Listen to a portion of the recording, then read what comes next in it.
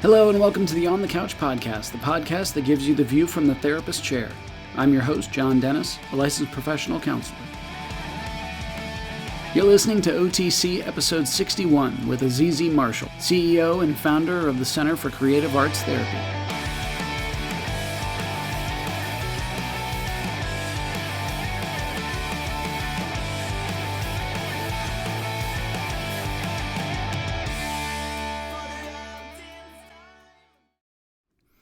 Welcome back, OTC listeners. Thank you again. And this episode, sharing a talk that I got to have with Azizi Marshall.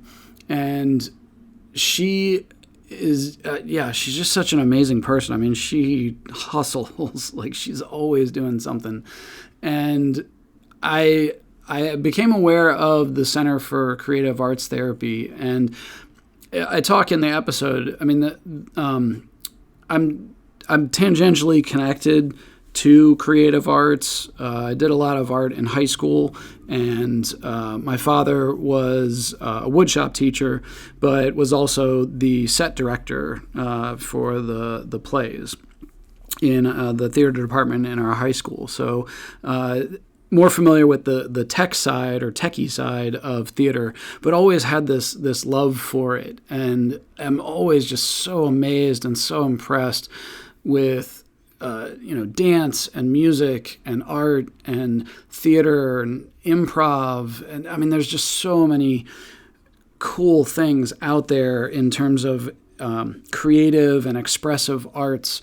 And there's a lot to be said for it. It's something that I honestly wish I had more background in and moved into more. I know for a lot of people it's not something that they're comfortable with, and I think it was so cool in talking with her about just all of the just the different ways that they're able to apply these disciplines and use exercises and techniques to tackle some pretty huge things, some pretty tough topics. And a resource I often reference for people is The Body Keeps the Score by Dr. Bessel van der Kolk. And in it, he talks about some of these creative and expressive therapies and how powerful they are for dealing with trauma. And we get into that a little bit in this interview. And if you want to check out Azizi and the Center for Creative Arts Therapy, so Azizi on her side, she does a lot in the consulting space and helping other clinicians, as well as being the CEO and the founder for the Center for Creative Arts Therapy. So if you want to just check out Azizi, you can find her at azizimarshall.com. So that's AZIZIMARSHALL.com. And then the Center for Creative Arts Therapy, that's the C for creativeartstherapy.com. So C and the number 4, creativeartstherapy.com. So we also talk in the episode about how it's, you're able to access in whatever way you're comfortable. If that's in person, if that's virtually, they have programs and trainings for clinicians. They have programs and classes and groups for more of the client side of things. But they offer just so much, so definitely check it out.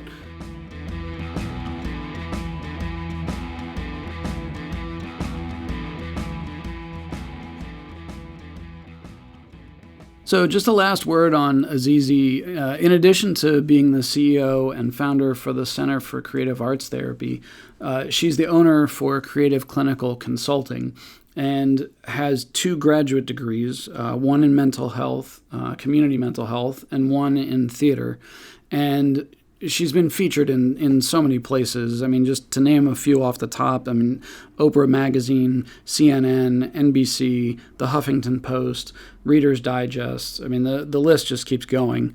And she brings just such a fun energy to everything that she does. It was really awesome to get to talk with her. So I hope you enjoy the episode.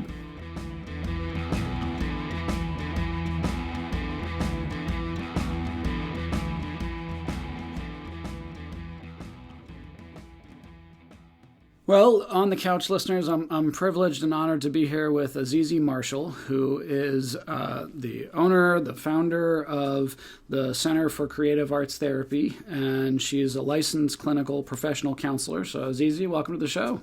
Thanks for having me, John. Looking Yeah, forward to it. yeah. Yeah. Thanks for being on.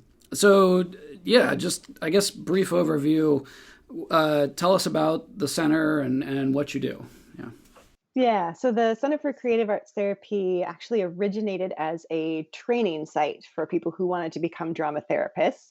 And then our students needed a place to do their internship. So on a whim, I said, okay, well, let's open a practice and just see how this goes. Wow. And it is open to this, end up being this beautiful space where now we have creative arts therapists from all different backgrounds. So music therapists, art therapists, dance movement therapists, drama therapists, and they're all clinically licensed professionals as well. And we're able to do so much in our community as well as with big corporations and workplace wellness and with arts organizations, which is my love to help them with their mental health training. So it's grown into this beautiful thing that I had a vision, but I didn't know if I was actually going to make it to that vision. So it's nice to finally be in this place where doing the thing.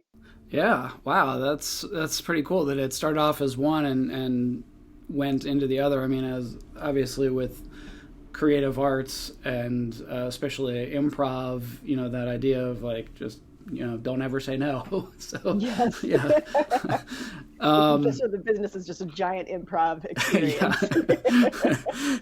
So on my end, I'm much more familiar with the I think I don't want to say stereotypical, but art therapy in terms of painting, drawing. In terms of drama therapy and music, can you kind of unpack each of those and just sort of what is that? How does it work? Yeah. Yeah, so I like to explain the difference between first creative arts therapy and expressive arts therapy. So Yes. expressive arts therapy is where you combine all of the different arts together. You work with them intermodally. So in a session, you may start with writing a poem and then taking that poem and putting it to music. And then from that music, you create a dance type of movement experience with that, and then perhaps then perform it.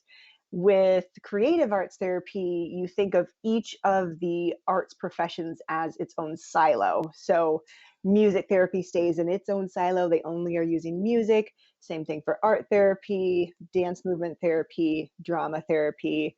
And I think the only time that those kind of intermingle with one another is with drama therapy, because we use movement, we use visual arts, we use music, but that's not our main focus. This drama therapy, it's looking at the roles that people are playing, having them experience those by enacting them, by role play, by improv, and performance. For me, that's one of my biggest things that I love to use in the therapeutic setting is the opportunity for our clients to perform their own stories, which can be very powerful, especially when you have a very supportive audience.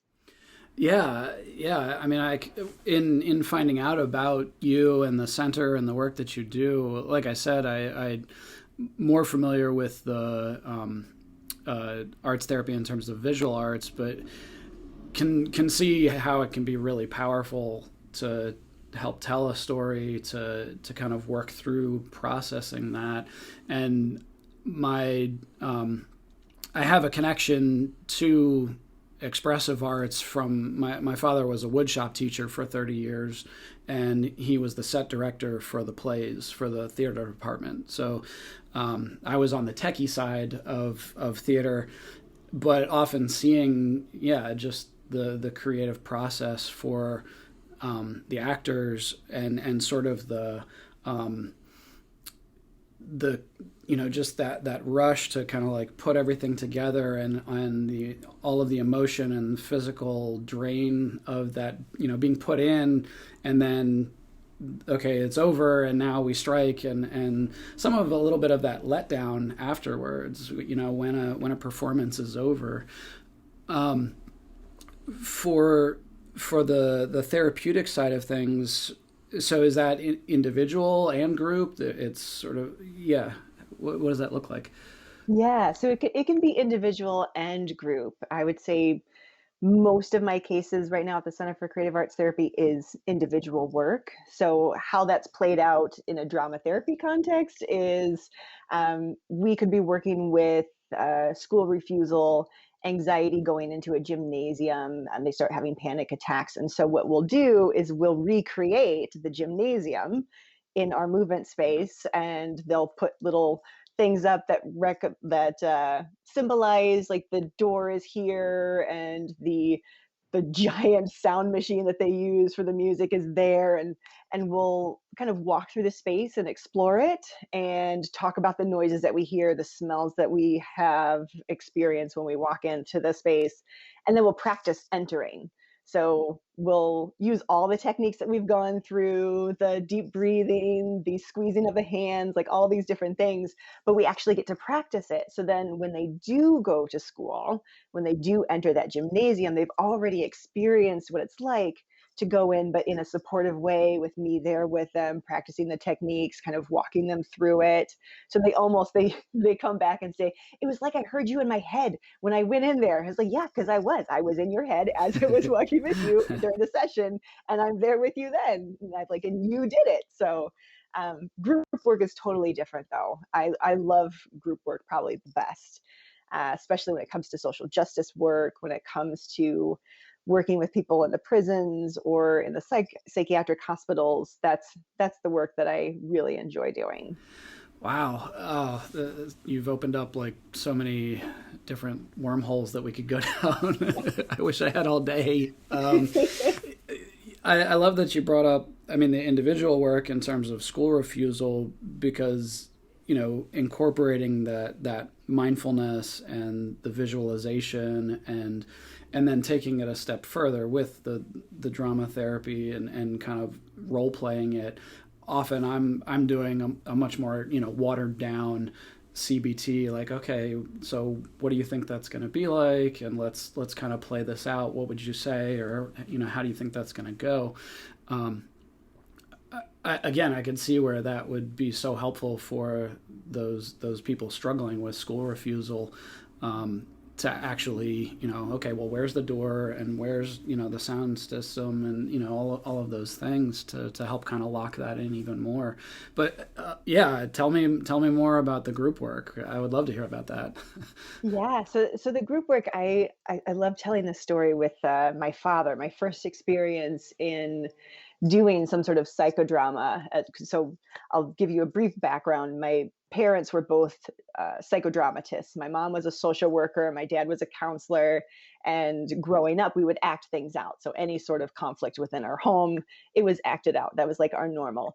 And so when we were volunteering with the Red Cross, we did a lot of performances based on social justice issues or community health issues.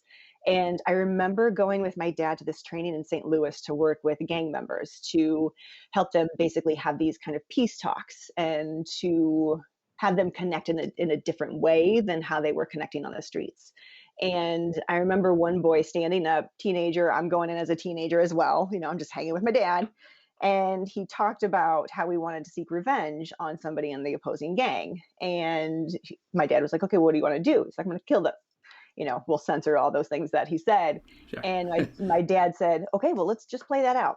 And so like I think of any other therapist and I say, oh, let's play that out. And the therapist is like, no, why would you do that? However, it was so powerful for anybody who was in that room, and also the kid who went through it, was we played out what would happen. And so he had to witness not only the consequences to his actions, he had to live through the consequences of his actions in this safe space. So he had to witness the funeral and everybody grieving over the person that he killed. He had to go to jail because he was caught. He had to apologize to his mom because now his mom didn't have anybody who could support her. So she was left to fend for her and her children when he was the one who was bringing in money. Mm-hmm. And all these things. And then he had to look at himself like in the future, like how that affected him potentially as a parent too. So all of these things that he went through, and then just like the grief that hit him and the systematic kind of things that played out in his own home, and how after seeing that decided to make a different choice. But sitting down and talking to them about it in like just a general peace talk can't would get not have affected as them. far or as deep, I would imagine. Yeah. Yeah. Wow. And again, just such a huge tool to be able to like, okay, let's play this out of like all of the different scenarios that are going to come as a ripple effect of some of these actions.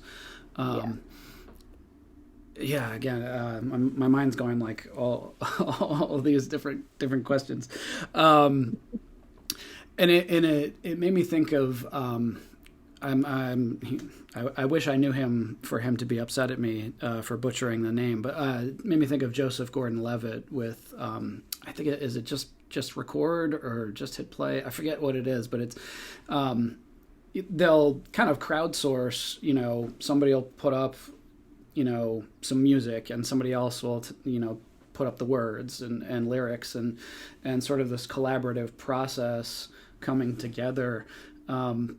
How does that work in a group setting? Because so often people don't like group projects and working with others. They're like, no, this is mine.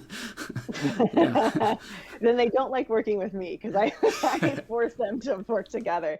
I'm just thinking of just recent conferences that I presented at, how to work through social justice issues, through sculpture, through play, and it can get really heavy. And I guess my whole explanation of it is you have to do the heavy work. It's not an easy cakewalk. Us sitting here and talking about all the cuteness or niceties of things or the really difficult things, and then you get stuck because you're stuck in this one thought or experience. You have to get up and you have to move it out. You have to find a different way. And so one of my favorite things to do with presentations like that is for them to choose a theme. They have to choose it together. And then through the theme that they choose together, we explore it. So then they can first show me how this theme shows up in your body. I remember the last conference I did was on gun violence prevention. And so everybody took these different, very powerful stances. One laid on the ground, one was holding a gun pointing directly at somebody else's hands were up this way. And for them to just stay still in those positions and talk about, just as they were holding still, the emotions that were coming up for them, and then putting words to those emotions. And then the question that's posed next is, where do you want to be? And so that switches things. And so the person who was laying on the ground stands up. The person whose hands are here, they reach out and hug the person. The person whose hands out with the gun puts the gun down and covers their face. Like, so there's all these different transitions. And then it's, again, how are you feeling now in your body? And then connecting it to those words. And then they can have that conversation. Like, you went from here to here. How do you get from there to this new place? And then they can start talking about how it felt and how people need to have those feelings in order to get them to a different place. Now, I do want to just pause real quick and go over where is the center, because I think that's going to also be important for some of the things that you're talking about. Yeah, where are you located? Yeah, so the Center for Creative Arts Therapy is located in Downers Grove. It's a cute little suburb, the western suburbs of Chicago. And what's nice is that a lot of our trainings now, since the pandemic, everything went virtual. Our students who were with us pre-pandemic are definitely missing the in-person. So the goal when we move into our new space, actually in a month and a half soon here, which I'm so excited for, we'll start hybrid training. So people who want to come in person can be there with us for that, just that emotional connection that happens when you're in person. But then also people can come in virtually. We're going to have a very fancy like Zoom smart board that will basically beam everybody in so we can all be together virtually and in person. Nice. Yeah. Well, and the reason I wanted to point that out is I knew that, but in talking about the social justice and especially the gun violence, I mean, obviously the Chicago area gets a lot of negative press because of a lot of the gun violence, but pointing out that you're working in some of those areas that are extremely extremely touched by this issue or all of these issues. And how long has the center been open? The center has been open for, I go by my daughter's birthday, so 11 years. 11 years. You opened it the same year. Wow. You, because I kind of, stalk you a little bit on social media. So I see all these things that you're putting up, and I'm like, where does she have this time? Like, how is she doing all this? My mom asked the same question. Okay, good. It's not just me. Great. But yeah, that idea that like this isn't something that you just started. What have you seen as some of the trends and the shifts? I mean, obviously, in the last year, social justice is not new, but it's definitely taken on a whole other level, it seems, in the last year. How has that affected the center and the work that you do and some of the people that you're working with? Um, I feel right now there's a lot more awareness and there's a lot more feelings of rawness. So you have this kind of combination of awareness and rawness that is like a like a volcano basically. You Yeah. have all of this like energy going on and people not knowing necessarily what to do with it, how to use it, where that energy should go. And so I'm seeing basically explosions throughout different communities because they don't know how to calm down all of that that's bubbling underneath. So that's been the biggest shift, where before there was somewhat of awareness, but there wasn't that much of a rawness that was to it. It was Hmm. just kind of this thing that it was a nice thing to get a training on, and that was cute, you know. Sure. But now it's almost, with businesses that we've been working with, it's essential for them, for their business, not only for their business but for the community that they're working in, to have that additional training. Wow. And you brought up a good point, because I often talk about that from a trauma standpoint as the therapist. Typically, I'm working in the 50-minute hour, and talking a lot about, okay, I have to pay attention to the time and what gets brought up when, because I can't just be like, oh well, time's up. Good luck out there. Yeah. How do you? I mean, because again, a lot of these. The things that you're doing psychodrama on are huge, a lot of emotion, like you said, the volcano. How do you like stop that erupting after you go into it? Yeah. Yeah, I'm remembering, my mentor in drama therapy is Sally Bailey. She teaches at Kansas State University, and I remember her telling me as we're finishing up our training, she says, "When in doubt, sculpt it out." So for people who are new to drama therapy, they feel like, oh, improv is a thing to do, or role play. And when you get people enacting in a certain way, I've seen that go horribly, horribly wrong. First of all, because the person isn't trained in drama therapy, or they haven't had enough experience in doing role plays and improvisations, because you get somebody into a place and it starts to feel very real. So when you can sculpt it out, so like I was explaining earlier on, they did the still sculpture in the conferences.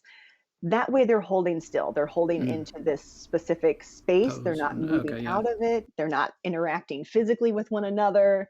There's no touching. Like, there's all of these different things that are put there to keep them safe. And so once they're in that kind of still sculpture, they can feel it internally. And then they can connect with others through the words and through tapping into those emotions. But again, it's done still. Mm. Once you add movement, that's a whole other kind of can of worms you're opening up for them. Yeah. Yeah. I could definitely see it. And so I'm familiar with Dr. Bessel van der Kolk and his work on The Body Keeps the Score, and he's a large proponent of a lot of the work that you do. What is it that makes it so effective? What is it that helps so much with trauma? Yeah. So many If you could things. just put that into, And just a 10 little seconds. sound bite. Yeah. Yeah, absolutely, John. No pressure. I think what really helps people when they can tap into some sort of creative piece. I mean, we can go into brain talk, we can go into movement talk, but in trauma, parts of the brain shut down. It's there to protect us, and it's definitely needed in those trauma states. However, it can stay shut down. And so, when you can use the creative arts therapies, when you can use art, music, movement, dance, drama, those parts of the brain, they start to reconnect and rewire themselves. So even if it's just that short little moment where you're engaging in something pleasurable, you're moving your body in a fun way, you're expressing yourself, you're putting out things that you didn't know existed because you're using a different medium than just your own words. That's what I think really helps people tap into it, is having those different parts of the brain start to connect because they're doing something different. Yeah. And now with the work in the community and corporations and things like that, is it you're only working with people that are volunteering to be a part of it, or everybody's fair game? Everybody's fair game. Sometimes they're there because they want to be there, and many times they're there because their boss told them to be in that room. So there's the play of resistance, which I love playing with, especially after working in the prisons and the psychiatric hospitals. Like, it's my favorite thing. I'm like, oh, you don't want to do it? Cool. Let's play with just not wanting to do this right now. Right. Yeah. Well, and yeah, you're, oh man.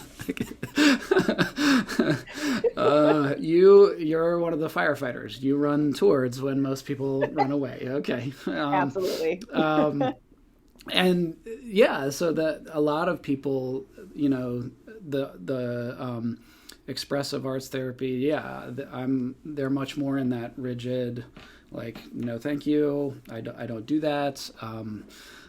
Yeah, how do you break through that, or yeah. Yeah, a lot of times, I mean, I love doing timelines with my clients when they come in, just to get to know them a little bit more and see what they've been through, what their journey has been before they've come to me. What I check in with as they're creating their timelines are the subtle things that they're doing. I remember the very different clients that I had come in doing the same exact kind of intervention. And one kept herself very small. And as she's doing her timeline, she's very focused. And all of her movements were very contained. In no way did I feel at that point that she was ready to do anything outside of this paper, because Hmm. she was very content here. I had another woman come in, and it was just like, "Oh, we're gonna have fun." She came in, she didn't even sit down to do the timeline. She's standing up, she needed a big piece of paper to draw everything out, and I was like, "All right, you're ready to move in some sort of way." So I was able to take her in a different way. Instead of more verbally processing with her, we were able to do still sculptures for the significant moments in her timeline, and we were able to walk through things. We were able to bring the inner child through some of these moments. Like, it was so cool. The other one, though, who was very contained on her paper, she got a lot out of it because it was the first time she was putting anything down on paper in a creative way in over 10 years. So it it served them both in a different ways. It's also like meeting your clients where they are, knowing where they're going to feel safe, giving a little nudge, when they need a little bit of push, but also it's a supportive nudge. Like, okay, Hmm. so I can see we can go from art to possibly then music, because again, it's you can keep yourself kind of stationary and safe in that way. Where Hmm. the other one was, let's go right into movement, let's go right into enacting and doing scene work. So I would think, not I don't want to put this the wrong way, but that idea of, is it almost easier and more fun to work with little kids, because they often have that, they don't censor themselves as much. They're not as like, oh, I can't, no thank you. Whereas adults, a lot of times, yeah, we're like, oh, I'm not an artist, I can't do that, yeah. one would think. I mean, I've worked with little children. I've worked with adults. I've worked with seniors. Oh, the seniors are super spunky. And then the teenagers, for me, since I've started in drama therapy, I love working with what I call the angry teen. So the one who's having like all these behavioral issues and nobody knows what to do with them. And oh my gosh, they're a lost cause. Like those are the teens. I'm like, bring them to me because there is always something underneath all of that anger. Um, so for them, it's fun to tap into it because you can play with the resistance with them and you can do things that like play to their teen angst that they're experiencing, but then you kind of loop them in and they're like, oh, wait a second, and they realize what you've done. So you made me feel. Yes. Yes, exactly. Children definitely they're more open because they haven't had the creativity squashed in them. And Mhm. there's so many studies on how, as you get older, creativity lessens and lessens, and it's due to so many different pieces of our society. Sure. But it is fun when you can get an adult to tap into it. And a lot of the clients that come to us at the Center for Creative Arts Therapy, they come because they've been through so many different therapy types. They've done residential, they've done inpatient, they've done CBT, DBT, um, so many different strategies and techniques for them. And then they come to us because it's the one thing they haven't tried. They're feeling lost. They don't know what to do next. Like, I've tried everything. You guys are like my last hope. Wow. So, no pressure, but Yeah. but it does. It opens it up. They're willing to check in with themselves in a creative way, in a way that kind of reconnects them to their own childhood, and it allows for so much more expression than they've had before because they're tapping into it in a different way. Mhm. I'm sort of picturing like I don't know why I'm picturing like little pillars with like boxes of tissues stationed like every like 10 or 15 feet because that idea of like they're just gonna cry. I remember working in a training for traumatology, and they did some EMDR work, and they were like, look, just a heads up, like everyone in the room is going to be a mess, so just sort of get ready. Hmm. Yeah. Yes. um,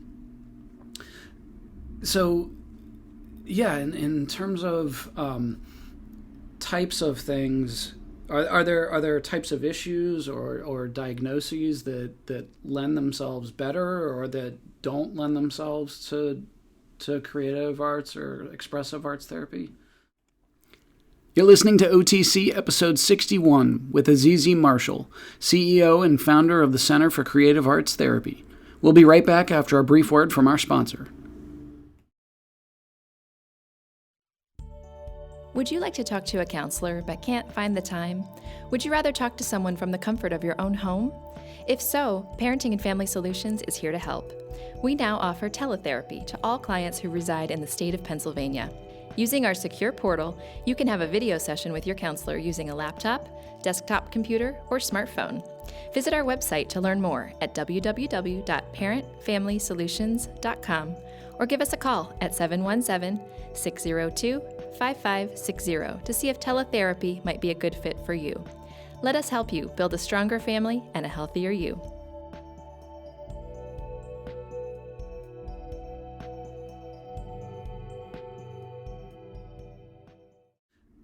So, yeah, in terms of types of things, are there types of issues or diagnoses that lend themselves better or that don't lend themselves to creative arts or expressive arts therapy? Yeah. Oh, I feel like everybody can benefit from it in so many different ways. There's definitely certain client populations that connect more with visual arts. There's certain ones that connect more with drama therapy. There's certain things that I would say to stay away from. So with drama therapy, if people have a low sense of ego, or they're not quite identifying with one particular role that they play, then I would say stay away from the more metaphorical things. So for instance, somebody who is dealing with schizoaffective disorder, we then would not make them into a superhero. Like with children, absolutely, Sure. superheroes all the way, working on that positive self-esteem. But people who are struggling with schizoaffective disorder, you ask them to be a superhero, they then will feel like they are a superhero from then on, and will actually think they can fly. So Yeah. making sure that we're keeping them safe in a way that doesn't have them dissociate and disconnect. And yeah, in terms of kind of going back to some of the gun violence, I think of somebody that has been a victim of, physical or sexual violence or things like that.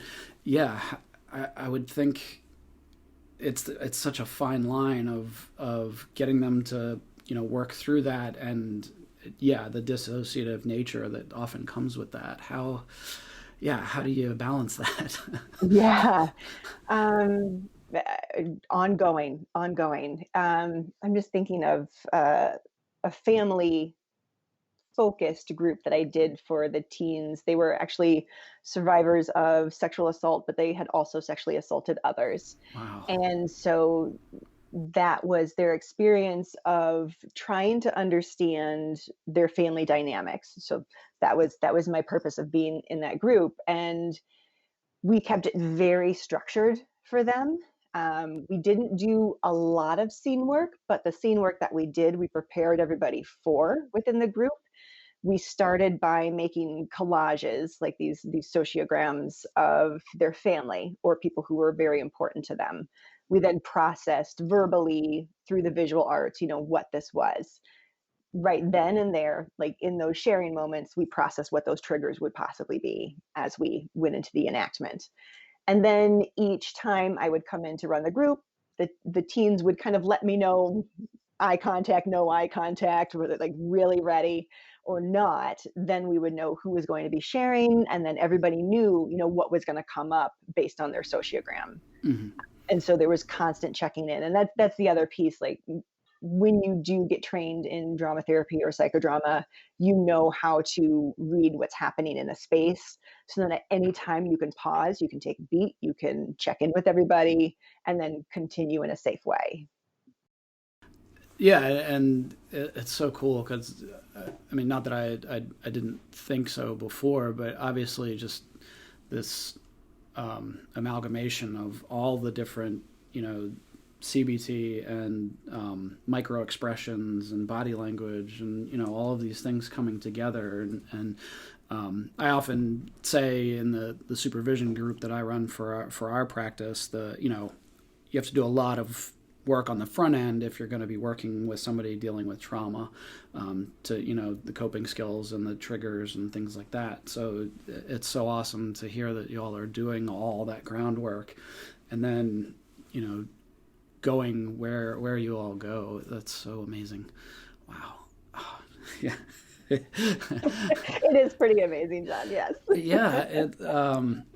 Again, this is why I wanted to talk with you so much, because the creative process of music and drama and dance, it's got so much in it, and often it's there's a story in all of it, and it to the, like you said, certain populations, they really gravitate to the music side or the movement side, or and especially when I'm working with teens, especially that are working with like DBT, self-injury, or bipolar disorder, or some of the disruptive mood dysregulation. They often seem to gravitate so much to music and art, and getting them to share, what is it about that? Why? What does it mean to you? Why does it mean that? Again, I can see just how you're helping the communities that you're going into. That's so cool. Are there certain myths that you often have to dispel? Yeah. Yes. I would say the first one, just with parents calling in to us, is, do you take insurance? And so we have to explain that, yes, we do. We're also licensed. And so we're licensed and we're certified in a creative arts therapy profession. And so that's the biggest thing. Yes, we take insurance. Another one, and this is lessening somewhat as the creative arts therapies are becoming more known. But still, I remember working at a psychiatric hospital, and when I started, a lot of the stuff was done more with worksheets, like literal, like kids coloring sheets. And I'm like, there's so much more than just kids coloring sheets that we can be doing here. So kind of dispelling some of those, how things were done in the past, and letting them know that there are different approaches now in these different forms and professions, uh, and that it's not just a bunch of like hokey pokey stuff too.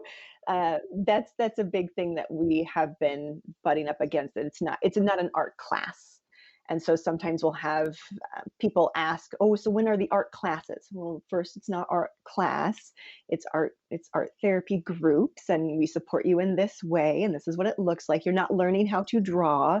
That's not our focus. So I would say that would be the biggest ones, the insurance, and that it's not a class, that it's actually a therapeutic intervention for people.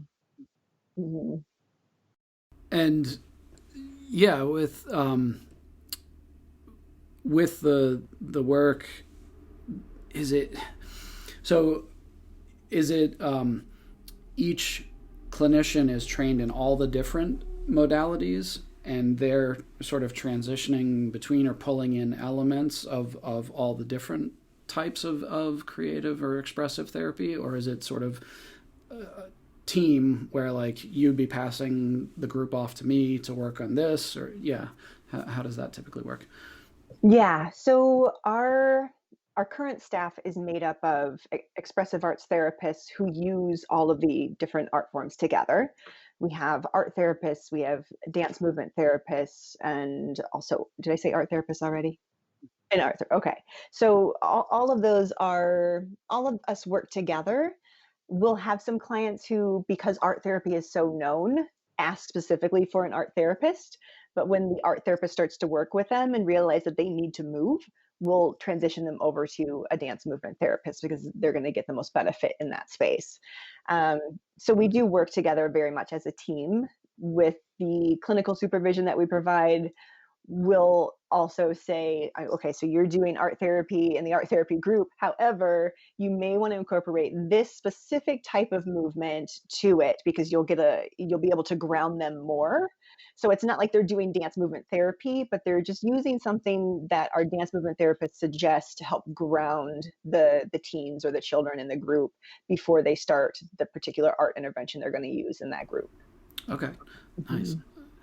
Yeah, I often think of the, just like interdisciplinary team meetings, being able to collaborate with the different clinicians and kind of explain, okay, well, they're going through this, or, these are some of the triggers. And again, being able to communicate in-house on that is often really, really beneficial. Um, what, what are some of your more favorite exercises or things that you do with clients? Yeah, any that you could share? Yeah, actually, this was, I love this one. The machine is an exercise that theater, anybody who's done theater classes knows about this machine. You start with a movement and you make a sound, and then another person comes in and connects to the machine in some way. And so you make this big grand machine that has all these different moving parts and sounds from people. You make it go faster and you slow it down, and then you have it come to a stop. And it's a great way to have people connect to one another. So you work with that group cohesion and it builds it up. There's a tweak that one of my students made, and she changed it to incorporate people who are close to you. So instead of just this general machine, it was a machine specifically for people that you connected with. And so you stand in the machine, you decide who's going to play the different roles in your machine, and they come in and do a movement and make a sound or say a statement, and then you have this almost like family friend connected machine And then you can change it if you want. You get to step back and observe it. You get to talk about the different people. You get to process what it's like to be in the machine, change the machine. So it's really powerful for families. I love it when the kids make their own machine and they have their parents step in a certain way, and the parents are like, wait, this is how you see me? And I'm like, shh, it's their time. It's their time. You will have your moment to make your machine. And so it opens up their eyes to see how each person in the family is observing the dynamics. And then you can really go into a deeper processing with the family members, especially as the parents, because sometimes they don't know what their kids are seeing or what they're observing, Mm-hmm. especially if there's some sort of friction between the two partners. Like, oh, I thought we were hiding it. Obviously not. So let's talk about, what that's going to look like moving forward and how you're going to communicate with your children. So, Mm-hmm. Wow. mhm. Yeah. It kind of made me think of Stomp. Just everyone making different noises, different movements together. Um, Mhm. um, in terms of, I'm thinking of for myself, I would definitely say probably the music or the dance therapy would probably be the furthest outside of my comfort zone. Um, yeah, when people don't have interest or training in those areas as a client or a group member, like you said, you sort of inch them in, nudge them carefully. If that were me, how would you do that? What would be music or movement therapy, exercise to start off, I guess. Yeah, for me with music, so if they're not comfortable in engaging with musical instruments or like the piano or guitar or anything like that, totally understand. Like there's a lot of limitations that people feel they have with instruments. There's no limitations to listening to music. All of us connect to music in some way. And so something as simple as bring in your favorite piece of music, like one that really connects to who you are or how you're feeling today, bring that in and let's talk about it. Simple. Yep. Mhm. Yeah. Again, kind of going back to some of the DBT work, I've used that myself in terms of, again, students or clients that really connect to music. Yeah, everyone has. I always say, everyone can sing. It's just a matter of whether you want to hear them or not. Which for me, that is a no. That's a hard no. um, There is a fun, you just made me think of a fun exercise, John, is lip syncing.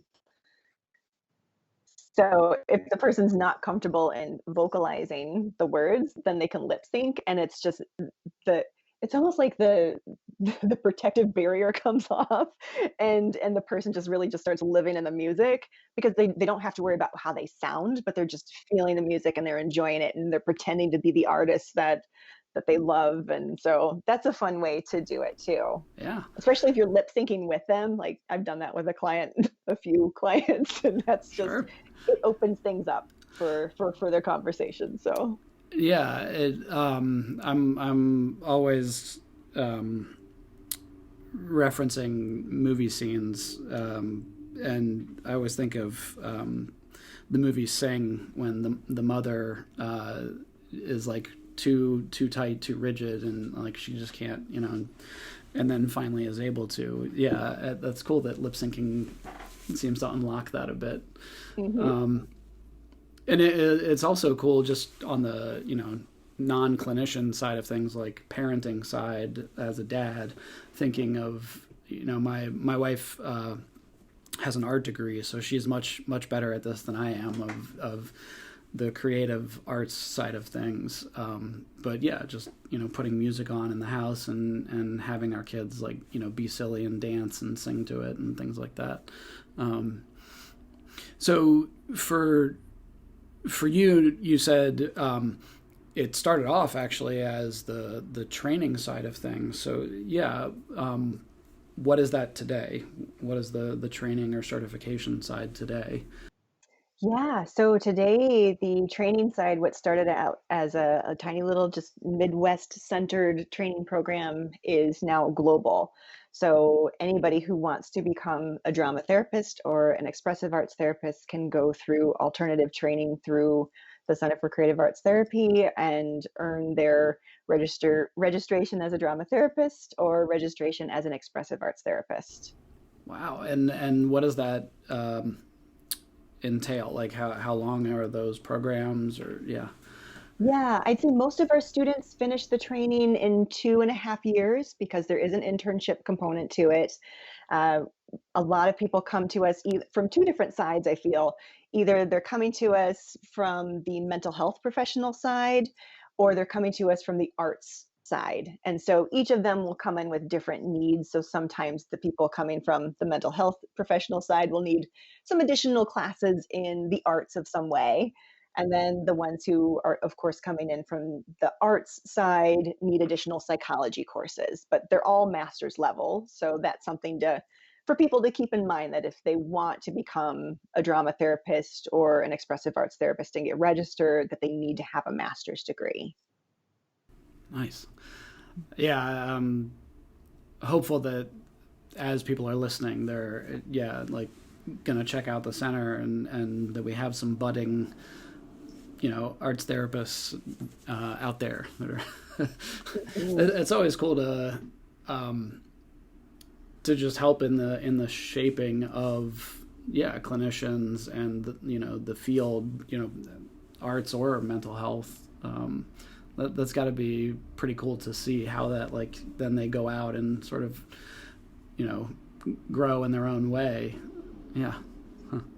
It's probably, I had a surreal moment a couple weekends ago where we did an expressive arts therapy training, and we're still virtual, so we're still using the Zoom platform. And I had some people who had started training with me almost at the very beginning come back to take some other classes, and then some of my newer students. And it was, I couldn't even believe it, John. These students were telling me stories of things they had learned in my class. They were then using with their clients. Their colleagues were seeing how effective it was, and they're wanting to learn more about it and how to use it. And so they're going to bring their colleagues in so they can learn more. And it was just a moment that my father died when I was in my early 20s, and with him being a psychodramatist, it's something that I take very seriously to be able to pass on his legacy. So to hear those stories of students that have trained with me almost since the very beginning, now having their own experiences using the interventions and connecting with their colleagues in that way was just wow. So, Yeah.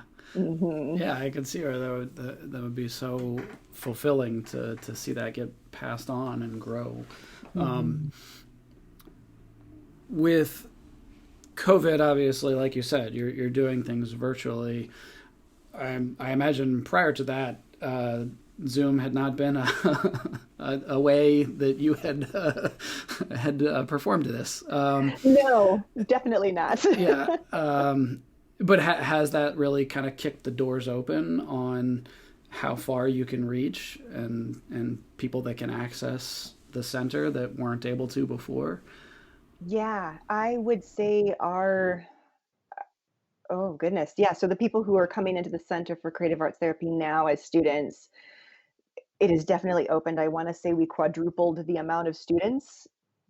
Yes, yeah, huge. And what has been so nice is when we first opened it to Zoom land, the students said, "Thank you for making this virtual, because prior to this, I wouldn't have been able to afford the plane ticket and the lodging, and like we have week-long intensives too." Mm. So for them to spend the additional money besides just what they needed for the training, that was really hard for people. We had some people who had some physical challenges too, so that they couldn't travel, but now they can do it in this virtual space. And I feel very confident in their ability to use it after going through more of a virtual training application. Where before I fought so much against it. I was like, no, it must be in person. But but they've proven me wrong. Like we've gotten really creative with it, and there's been a lot of just giving each other grace in learning how to navigate through the virtual training platform. Necessity is the mother of invention, as they say. Absolutely. I don't envy you. I mean, we went through our own little roller coaster ride right at the beginning when everything shut down, but I imagine for you it was like panic attack level or heart attack level of like, oh my gosh. We kind of saw it coming, so we prepared as best as we could. But yeah, there's still that. Oh, it actually is happening now. So now we have to implement all these things we had planned for. Yeah, yeah. I mean, my business partner and I mean, it was sort of this, we sort of patted ourselves on the back afterwards, but I don't want to say it was, Noah and the Ark level of like preparation ahead of time, but yeah, that, oh crap, we've built the airplane, is it going to fly? Like, Yes. and then it did. But yeah, I could see where, for you, it just really opens up the amount of access that people can have. And, that, yeah, again, it touches so many more people because of the physical or the financial barriers or things like that. Do you think you'll keep the virtual component on the other side? Yeah. What do you think that will look like? Yeah, we're actually really excited. There's I have to do a little bit more research, but there are these really fancy interactive smart boards that connect with Zoom, so we're moving forward, we're going to do a hybrid model. So those who want to come in person and kind of reconnect physically in that way, then by all means, we will welcome them to the new space. But we will have the technology that will enable us to Zoom people in. They will still feel part of the classroom. They'll still be able to engage. So they'll be able to choose then whether they want to do virtual learning or if they want to do in person. So we'll combine the two together. Wow. So that kind of takes out the question I was going to ask originally, was if somebody isn't able to access the center, but now they are. So there's your answer, folks. If you did not have a creative or expressive arts therapist in your area, then look up the center. So what's the URL that people should check? Yeah, so it's C as in cat, the number 4, creativeartstherapy.com. Nice. Okay. And yeah, I'll definitely include that in the show notes, and I'm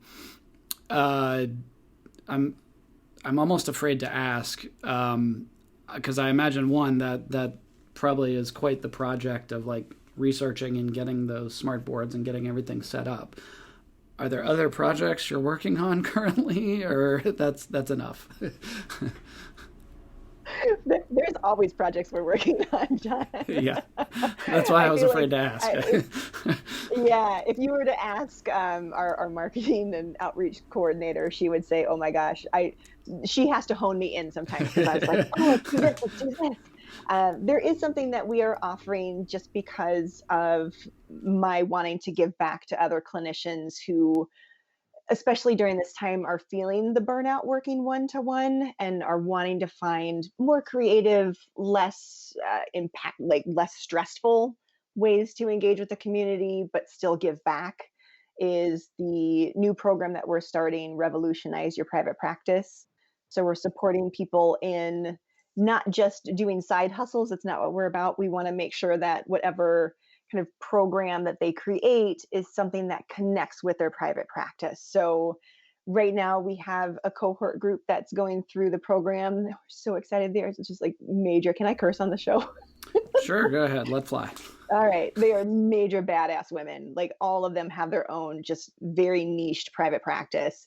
And we're helping them create programs that they can bring into the community to not only support their community members, but to support the work that they are using to grow and to make a bigger impact. So it goes beyond just the one-to-one, and they can offer it either virtually or online. So basically using our same business model of having counseling services, but then also training services that connect with each other.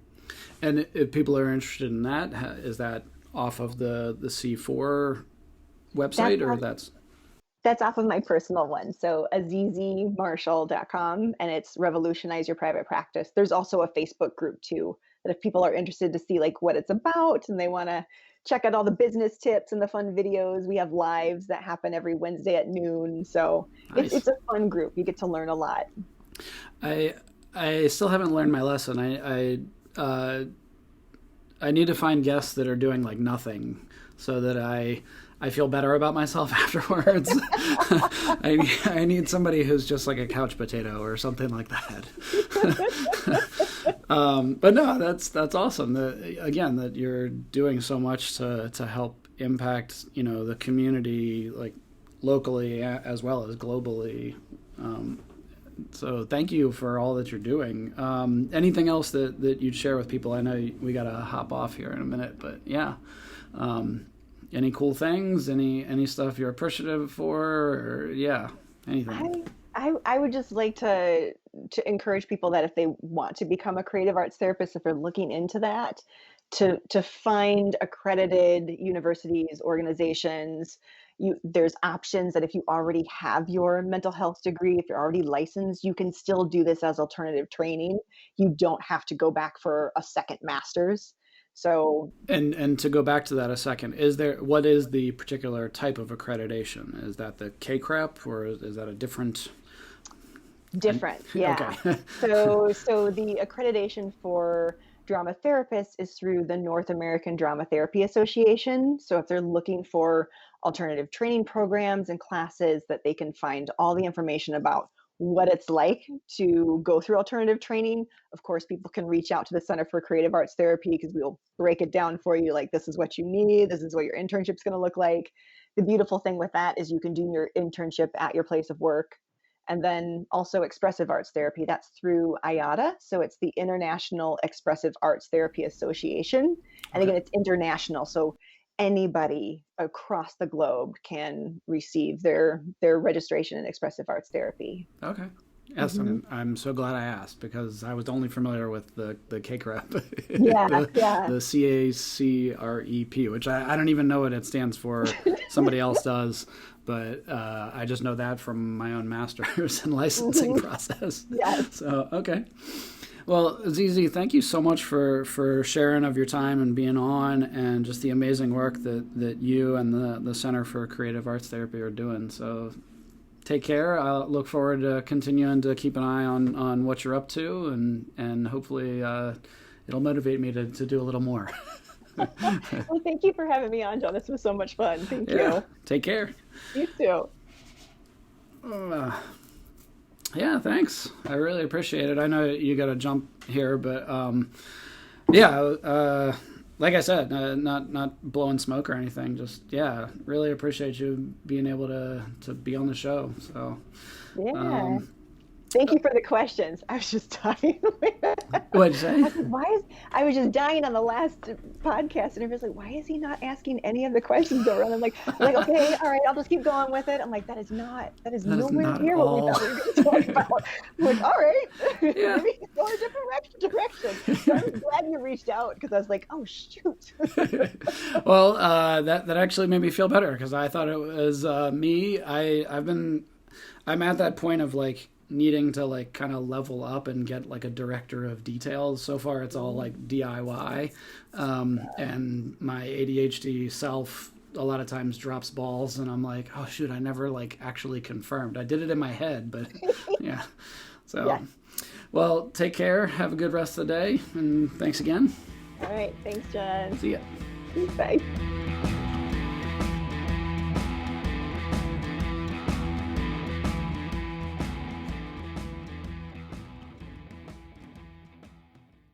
And there you have it, OTC listeners. Yet another episode done.